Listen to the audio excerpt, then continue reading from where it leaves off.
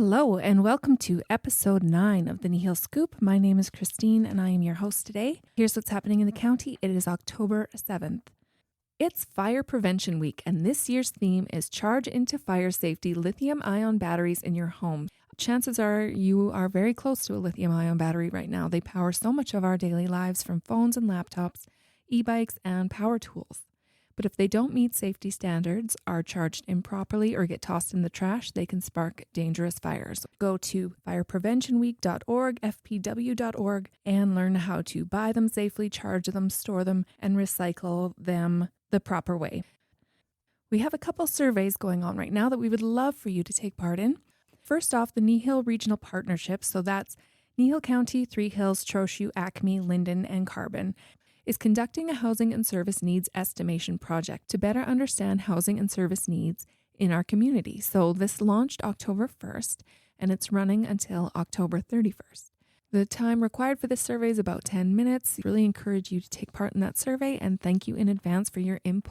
Another survey that's out right now is Kneehill County's Parks and Recreation Needs Assessment. Residents are invited to share their experiences, priorities, and ideas for the future of parks and recreation. This includes arenas, pools, campgrounds, curling rinks, trails, community halls, and more. So this is not just for Kneehill County residents. If you live in Three Hills, Trochu, Acme, Linden, Carbon, within our borders, we really encourage you to take this survey. The survey takes about 15 minutes to complete. And if you do complete the survey, you can win a $100 Visa gift card. So that's pretty rad. They will also be at community events across Kneehill County to hear from residents directly. So just make sure you kind of stay tuned for more opportunities there. Otherwise, what's happening? I'm sure you are very aware of this, but it is a municipal election year. So Kneehill County will be holding elections in 5 out of our 7 divisions. Last podcast episode, we talked all about it. Go ahead and give that a listen if you have some more questions. We also have a wealth of knowledge available on our website. It's just under the election section. And again, these links will be posted on our podcast page so you can easily access them. Otherwise, again, I'm sure you're very aware of this, but Canada Post is on strike right now. So due to this strike, we're currently unable to mail utility bills or process payments through the mail. But we do have some options for billing and payment in the meantime. For utility bills, you can come and pick those up. They will be available at the office starting October 2nd. You can also receive your bill by email. Either contact us to set up this option, or you can go through our Kneehill Connect through the website to set that up yourself. Feel free to call our office to check your account balance at any time, and just keep in mind that billing due dates will remain unchanged regardless of the strike. For payment options, we have online banking through your financial institution, or you can also go through the Kneehill Connect platform. Keep in mind, if you are paying by credit card, there is a 2.5% fee that applies there. You can sign up for pre-authorized payments by automatic withdrawals from your account, or in-person payments are always welcome. You can visit the Kneehill County office during our business hours, Monday to Friday, 8:30 a.m. to 4:30 p.m. Vendors, if you are expecting a payment from Kneehill County, you can pick up your check at our office during regular business hours, and you can always give us a call just to kind of see the status of your payment there. For planning notifications, due to the postal strike, any notifications required for applications received by the planning department will either be hand-delivered, that's within Kneehill County, or sent via courier, or they'll be sent via email if we do have that on file. So if you have any questions or require assistance with any of these options, please call our office, 403-443-5541, or send us an email, office@kneehillcounty.com.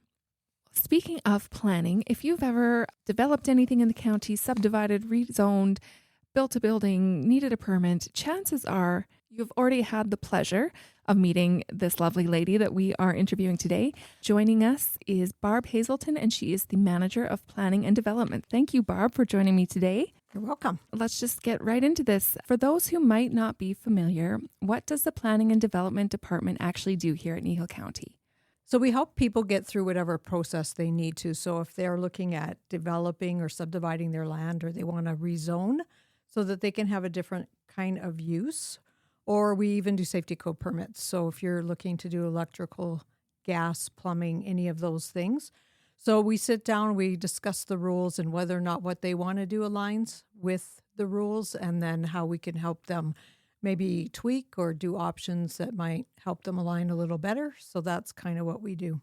And why is planning important for a municipality like Kneehill County?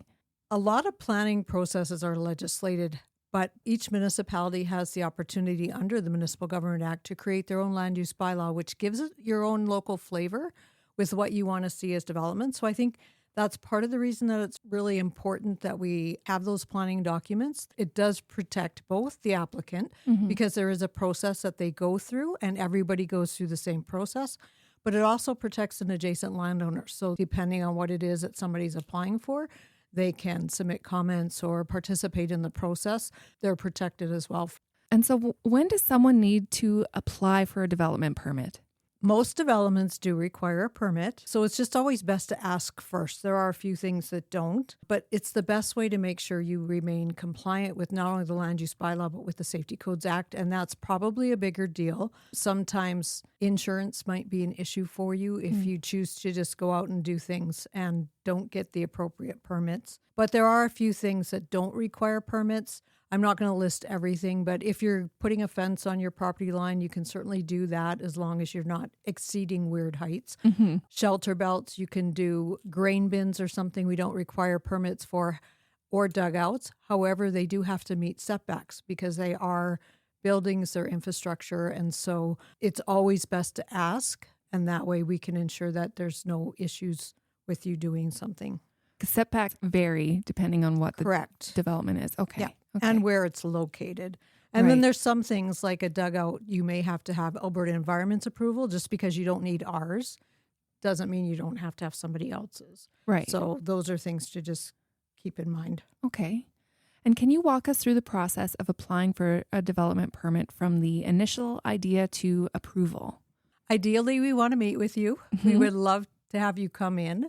We can pull up the map and we can look at your property so we can see whether or not there's any site-specific things that you need to be aware of. So maybe you've got an environmentally significant area, or maybe you're set aside as a historic quarter by the province. It just gives us that segue into having those conversations. It doesn't mean you can't do something, but it may mean that we have to look at some other things as well. We can help you create that site plan. We really want to work with you to make you successful. And so what common mistakes do applicants make and how can they avoid them? Some of the things we see is people that put up things without permits and then they don't meet setbacks. And so that creates some difficulties.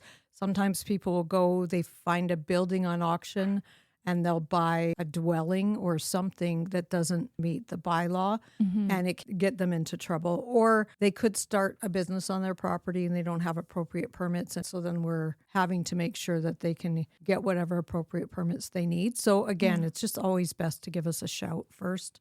Definitely. And what's the difference then between subdivision and rezoning? So subdivision is just creating a title. It's moving a property line or adding a property line to something. So if somebody wants to do a boundary adjustment or they actually want to create a title, so an acreage on their quarter, they would come to us to subdivide the land, and that subdivision actually going through that process and getting that registered at land titles is what gives you that second title. Okay. With redesignation, again, without getting too in-depth, every single property in Kneehill County has a zoning. The default is agriculture unless you live in a hamlet. And every single one of those districts have uses that are applicable in those districts. So if, for example, you are in an agricultural district and you want to do something that's more commercial, that use may not be in that district. And so then you would rezone a portion of the lands to allow you to do that use. And that is a council decision. Okay. And so we would walk you through, there's a public hearing for that rezoning, but that rezoning actually changes what you're zoned for and the uses allowed in that portion of the property. And then we can go through whatever development permit processes you might need after that. Right. So that's the first thing that has to happen. Yes. Yeah. And when would a landowner need to apply for subdivision approval? Again, whenever they want to create a new title. Yeah. We are limited on how many you can have in Kneehill County. So you can have 3 titles per quarter section, and that includes the remnant. Okay. We kind of went over this a little bit, but the process for rezoning a property is a council decision. So it requires a public hearing. That's a very legislated process. And so we look at the land use bylaw, we look at what district makes sense and rezone you to. If you have a commercial use, we might say you fit best under local rural commercial district. And so it's done by bylaw. It's very formal process, and council has to give that bylaw 3 readings. Once they do that, it's approved, and that area is now changed and it is rezoned as a different use. The rest of the property will stay agriculture in the case of a quarter section. And then we look at specifically the uses that are available in that local rural commercial district. And that's how you apply for what it is you want. We always try to work with you to align what makes best sense for your long-term goals and what you want to do with that business. We want you to be as successful as we can help you become. But at the end of the day, council will decide whether or not go ahead and provide that 3rd reading. How does the county balance growth with preserving agricultural land or natural spaces? Balancing growth with agriculture is always a tricky line, as every single development that we do requires land. But the county also needs to attract business in order to be sustainable. So if we look at the taxes that we bring in from farmland, it is 7% of our operating budget, and then residential is 7%. So 86% of our budget comes in from non-residential development. Right. That is a big portion, and that's what keeps us sustainable. Having said that, we all know development can be very contentious, but it's not feasible to prohibit it all. So how do we do it? How do we support landowners that can have very differing opinions while making policies that position the municipality to grow in a way that helps maintain what's already here, but also makes space for something new? Some of what we do when it comes to protection of natural areas, for example, we require buffers to help protect that. But we also have rules in place regarding what you can and can't do if you're going to impact neighbors. And so going through that process helps mitigate a lot of that. It's not ever going to be perfect, but when we have done a lot of engagement, people want to create opportunities for young people and their kids to stay in the rural area. And so that's how you do that, is by creating those opportunities for business to develop. And sometimes it is in a rural area. We look at, those impacts and how we can help mitigate that. So like you have to build a fence to kind of hide what's happening, or there's noise rules, or like. That's right. Yeah. Or hours of operation. Yeah. Or if there is a lot of traffic issues, then you may wind up having to direct traffic a certain way, or making sure that you're mindful that you're only operating during normal daytime hours where you're not impacting somebody, and address the concerns that maybe a neighbor has, but also protect the interests of the county in what somebody can do as well. Reach a bit of a compromise almost. Yeah. What parts of the process are fully within planning's control? Meeting with people is definitely in our control, and meeting with applicants, creating agendas, fact sheets to provide information, reports for meetings, and how we present and do those things. We issue permitted uses. Just within the office, the development officers have the authority to do that. So that's not something that goes to the Planning Commission or council for approval. We have a lot of flexibility in how we can work with applicants and get them through the process. But we are still bound by the legislation in our planning documents when we do that. We have a land use bylaw. We have a municipal development plan. We have a few area structure plans. All of those dictate the rules for what you can do on the lands. And then, so what things are outside of your control, like provincial or federal regulations? There's quite a lot that's actually, we don't have jurisdiction or a mandate to enforce when it comes to some of those provincial legislations. The one thing that I think is important to note is planning documents that we have in Kneehill County, they're not free-for-alls. The Municipal Government Act creates the boundaries and the guardrails for municipalities to operate within. Yeah. But there's also a lot of things that fall under a provincial mandate. And some of the ones that I can think of off the top of my head are the Alberta Energy Regulator. So oil and gas activity is under the provincial mandate. Natural Resources Conservation Board oversees livestock and non-energy related activity. And so again, their provincial mandate. And so we don't have a lot of impact on those decisions or a lot of say in some of those decisions. And then the AUC is the Alberta Utility Commission, is who oversees renewable energy. We do have an opportunity to participate in those applications. However, the decision of the Alberta Utilities Commission trumps us, and we are obligated under the legislation to comply with whatever that decision is. And so it's a little bit of a challenge sometimes to try to make sure that our interests are considered in a way that makes sense, but also realizing that we don't have the authority that we typically would have on a development that falls straight under our land use bylaw. And so we work as well as we can with any of those agencies. And then when it comes to federal jurisdiction, like they'll do radio communication, they'll do airports, they do rail, waterways, a lot of those things, we have not a lot of jurisdiction. So when it comes to towers, our interests lie more in setbacks and access and making sure that there's a little bit of buffer from residences, those types of things. And they're not going to impact, but regarding how the tower is constructed or built or banned, the lights that they use, that's all federal. Under their acts and legislations. Kind of touched on this a little bit then, how other departments or agencies like transportation, environment, or utilities fit into the process. Yeah, so if it's an application that comes to us, we notify other departments and they have an opportunity to provide comment. And if it's something that has a piece of a provincial act overseeing it, then if somebody were to appeal that decision, it would go to a different land and property rights tribunal versus the local subdivision development appeal board, where appeals land depend on what somebody's doing and what jurisdiction oversees that. But they do get notified. And so they are part of our process, whether we're the number one approving agency or it falls to them. And what role does council play in planning decisions versus administration? So council approves all of our planning documents. So the land use bylaw, our municipal development plan, area structure plans. When it comes to road closures, we're stewards of the road.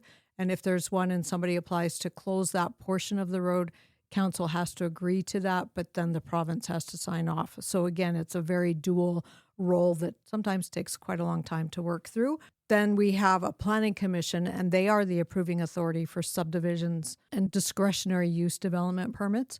The planning commission meets once a month, and then they will be the approving authority for those other pieces. And so there's kind of a mixture of who has authority to deal with what. And the commission is made up of council and members at large. Yes.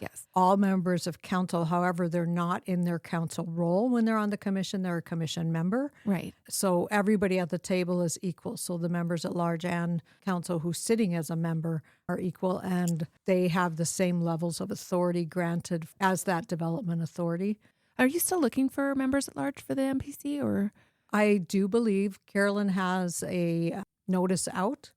So for sure, I think members at large for a lot of the boards, you would submit an application to her, and they get appointed by council. So we have openings for 2 members at large. They get appointed every year at the organizational meetings. And then every year you do it again. That's right. Gotcha. So do you have any numbers you can share from this past year, like how many permits were issued or the most common types of developments? Sure. We've had a fairly regular year. So 74 development permits were issued. We also did 10 subdivisions and 6 redesignations, which is uncommon. A typical year, we might have 1 or 2. So there was a lot of movement with people wanting to do uses that didn't necessarily lie within the district they were zoned. And then 276 safety code permits were issued. And that's a typical year. We probably do between 250 and 300 every year. And that's your gas, electric, plumbing, building, private sewage, all of those. We are the front end for that. So we do the paperwork and take the fees and work with a contracted agency that does the inspections for that. So it keeps us busy and out of mischief usually. And have you noticed any trends in development, like more country residential, more egg structures, commercial builds? I went back and looked specifically in the last couple of years, and we allow a lot of different housing options. So we are seeing a lot of residential type developments and a lot of accessory buildings for farms. So shops, those types of buildings. We are starting to see home occupations. That's always an encouragement to me when somebody wants to apply for a home occupation. They want to diversify their income and do it from within Kneehill County in an existing yard. And so those are all things that we want to encourage. So with the home occupation, do you have to reapply every year, or it's kind of like, oh, once you get it, it's good? It's a one-time application. The only time you would have to reapply is if you're starting to really expand. We are very clear with applicants when they come in the door with a home occupation that if you start to get really big or start to have a lot of employees or bring in a lot of traffic, at some point we may say you need to rezone. And is there one thing that's kind of surprised you about development in the county this year? I think it's back to the home occupations because, again, we're just seeing people wanting to diversify their income. And so we have permitted a lot of small business in the last couple of years. It's always nice when there's something you can get local. I want to encourage for sure. And so, again, that to me, it's a good sign. It's growing, help make us a stronger municipality. So what's up next for the planning department? We spent the last couple of years doing a large public engagement to do the review of the municipal development plan, which is the top level visionary document for Kneehill County planning. And so we always have to look at land use bylaw after we've done that because those documents all have to align. That's legislated that all of our planning documents have to align. And so that's going to be the next thing is looking at that review of the land use bylaw, what things need to change, what maybe uses or trends that we're seeing that maybe we should incorporate and get ahead of that so that people have more opportunity and what things could be removed. So council still has the final say on what that document looks like. And what do you see as the biggest challenges or opportunities in planning for Kneehill County in the next few years? There is always the opportunity. We know the processes, the forms, and the requirements can be very daunting for people. And so I think we have a department that is one of their strengths is being able to work with people to get you through those processes in a very timely manner and work with you throughout that and make sure that you're aware of what you're going to need to provide at different steps of that process. When it comes to challenges, we have noticed a real increase in negativity and inaccurate information regarding some applications. There does seem to be a lack of understanding in how the planning process works. Everyone has the right to apply for anything. Right. And they are entitled to the process. And our job as planners, when somebody comes in the door, is to be able to present an unbiased view of that application. Right. And we look at whether or not it aligns with our existing planning documents. That doesn't mean we don't have an opinion, but you shouldn't be seeing that opinion when we are presenting in that public arena because that is a really big deal for municipalities to remain unbiased. So I think that for me has been the hardest thing. I always am very happy when somebody chooses to phone and say, you know, I'm seeing this information and I'm calling you directly to find out. And that makes my heart happy. Yes. Because somebody's taken the time instead of just passing it along. I really always encourage ratepayers. We have a really good team. You and do. If you have questions, we just really encourage you to give us a call and find out what's happening and what that process looks like, how you can or can't be involved depending on what that process is. And we're always happy to share that information with you. But I would say that's probably been more notably one of the challenges that we're seeing in more recent years. And kind of speaking of notifications, there are lots of places that we keep our residents informed about planning and development in the county. So we will publish the public hearing notices in the paper, on the website. On the website as well, we have all the approved applications from that month, approved developments. Yep, and subdivisions. Everything that comes through, do put that notice out so you will see what activity might be happening around you and you know who's got permits to actually do it. Included in that is the permitted use ones, which we don't notify adjacent landowners for those. It's a different process. It's basically if somebody wants to build a house, but that way you can go to the website and see, yes, they did get their permit to do that. Yeah. And then you'll also see just a note of the safety code permits that we issue during that month as well, so that you kind of have an idea of the activity levels. And we do try to keep track of trends and what's happening so that we can report those things as well. And so then if you could give residents one piece of advice before they start a building or development project, what would that be? Come and see us. Yes. We can help you avoid a bad surprise. I know some people rather ask forgiveness. Yes. But there may be some pretty big consequences to doing things that way that you didn't bargain for, especially when lands are very site specific. There might be something that you're not aware of. So we just always encourage you, pick up the phone, give us a call, pop in the office. We're happy to meet with you and to be able to answer questions. We can pull up everything right in the meeting room and show you, and we can walk you through and make you aware of stuff that might be around you that could impact. That's my encouragement. Okay, well, that pretty much wraps up my questions for today. Is there anything you want to add? I just really appreciate the ratepayers in this county. We have had just wonderful interactions with them. And I know that there's sometimes things that people aren't happy about as far as applications coming in the door. But for the most part, we've had great respect from people, and we certainly appreciate that and notice it as planners. So yeah, well, and your department provides exceptional customer service. So we are very lucky to have you here.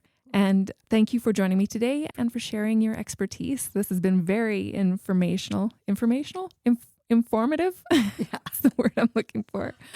Oh, awesome. So yeah, stay tuned for episode 10 of the Kneehill Scoop. That'll be coming out in November, and we'll talk to you then.